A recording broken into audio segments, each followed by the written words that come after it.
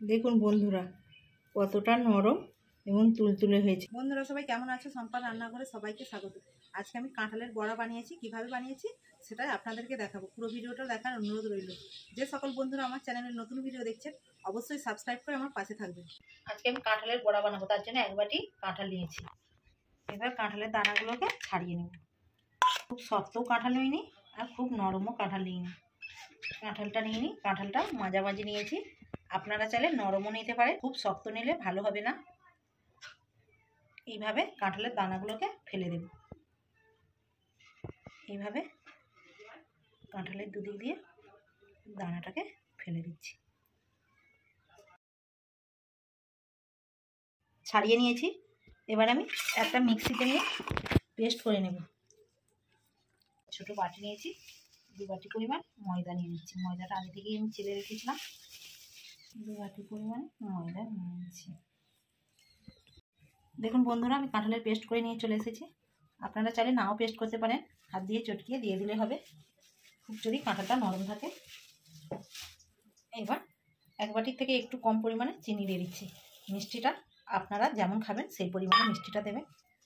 স্বাদ মতো নুন দিয়ে দিচ্ছি। 1/2 চা চামচ পরিমাণে আমি মৌরি দিয়ে দিচ্ছি। সব উপকরণ দিয়ে কাঁঠালটাকে অল্প অল্প করে দিয়ে মেখে নিচ্ছি।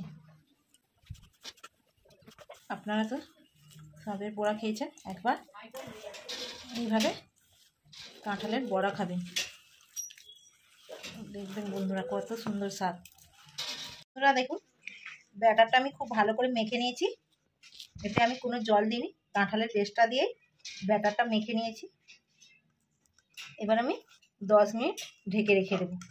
10 মিনিট পরে বড়াটা ভেজে আপনাদেরকে দেখাবো। ব্যাটারটাকে আমি 10 মিনিট ঢেকে রেখেছিলাম।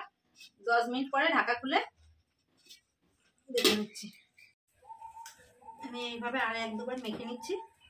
এবার কড়াই তেল বসিয়ে দিয়েছি, বড়াটা ভেজে নেব।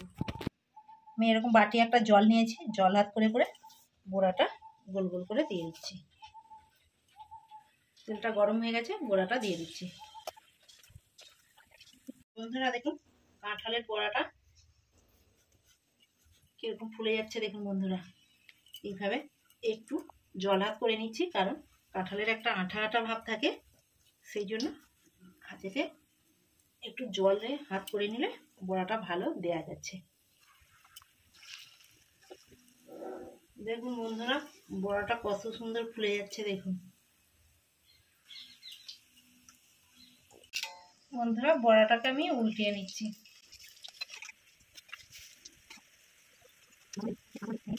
কাঁঠালের বড়া ভাজা হয়ে গেছে, এবার তুলে নিচ্ছি বড়াটাকে।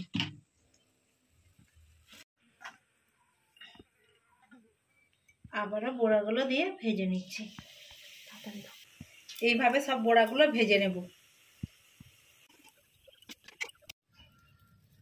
দেখুন বন্ধুরা কতটা নরম এবং তুলতুলে হয়েছে এই বড়াটা। কাঁঠালের বড়া না অন্য কিসের বড়া আপনারা না বানালে বুঝতেই পারবেন না।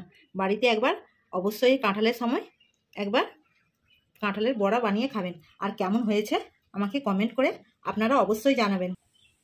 বড়াটা কেমন হয়েছে আপনাদেরকে একটা খেয়ে দেখাচ্ছি।